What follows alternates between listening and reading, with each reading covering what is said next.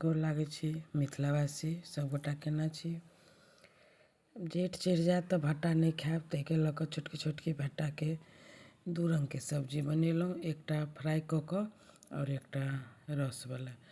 तऽ अहाँसब देखू केहन नीक लागैए से जरूर कहब। छोटकी छोटकी भट्टाके चीर कऽ नून धऽ कऽ पानिमे धऽ देने छलहुँ कनि देर लेल। एम्हर नून हरदि धन्नी मिरचाइ सबटा मसाला तैयारी केने छलहुँ और एकरा पानिमे सँ निकालि कऽ छानि कऽ निकालि लेलहुँ। और ई मसाला जे छलै तकरा हम भरि देली तेलमे सानऽके, पानिमे सानऽके नहि होइ छै, तेलमे सानऽके होइ छै। तेलमे सानलासँ सब मसाला एकदम सटले रहि जाइ छै।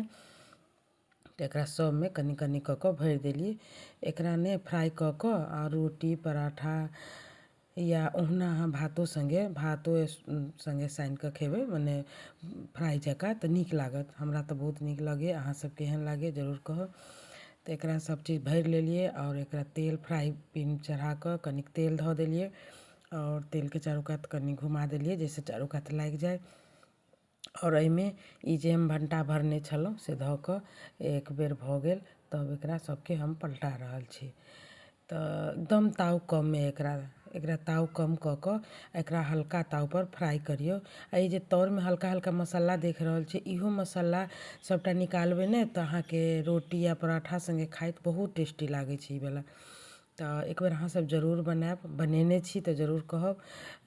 आब ई जेठ चढ़ि जाएत तऽ जेठमे तऽ लोक भंटा नहीं खाइ छै, ताहिके लऽ कऽ हम भंटाके रेसिपी दू रंगके एहिमे शेयर केलहुँ। अहाँसबके कोन रेसिपी नीक लागत से कहब। देखू भंटाके फ्राई भऽ गेलै। आब ई पराठा और ई पैक कऽ देलिए टिफिनमे के लेल।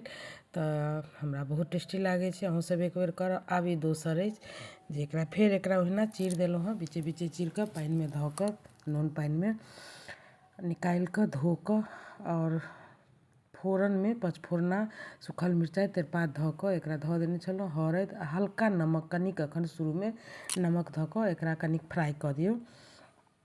तऽ ई रसवला लेल अछि, तऽ एकरा फ्राई कऽ कऽ और एम्हर अहाँके एकरा मसाला देबऽके छै कि, तऽ सरिसो प्याज लहसुन और सब मसाला सब। तऽ एम्हर देख रहल छी जे एहिमे मसालामे प्याज और सरिसोके बुकनी हम रखने छी से पीस देने छी। एहिमे टमाटर काटि कऽ सेहो धऽ देलहुँ हँ, टेस्टी रहै छै। टमाटरके टेस्ट अलग एकटा अबै छै, खटरूस टाइपके। और ई जे मसाला पीसने छलहुँ से मिरचाइके बुकनी, धन्नीके बुकनी, गरम मसाला ई सबटा धऽ कऽ हल्का नमक तखन देने छलहुँ, कनिक आर ऊपरसँ नमक धऽ देलहुँ, हल्दी धऽ देलहुँ जाहिसँ देखैत नीक लागतै।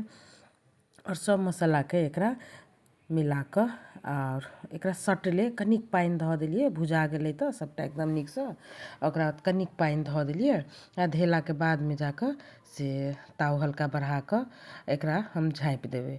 और झाँपलाके बाद जब ई बरकि जेतै खूब नीकसँ तऽ देखब अहाँ एकर कलर बहुत नीक लागत। इहो अहाँके भात संगे, तरकारियो भात खइयौ या रोटी संगे खइयौ या जइ संगे खइयौ। देखियौ पानि सबटा सूखि गेलै, एहिमे धनिया पत्ता हल्का ऊपरसँ हम छीटि देलिए और छिटलाके बादमे जाकऽ एकरा हम गैससँ उतारि देबै। और ई तैयार भऽ गेल छै खाना खायके लेल। तऽ आब अहाँसब कहू जे अहाँके कोन वाला रेसिपी नीक लागल। गोर लागै छी सब।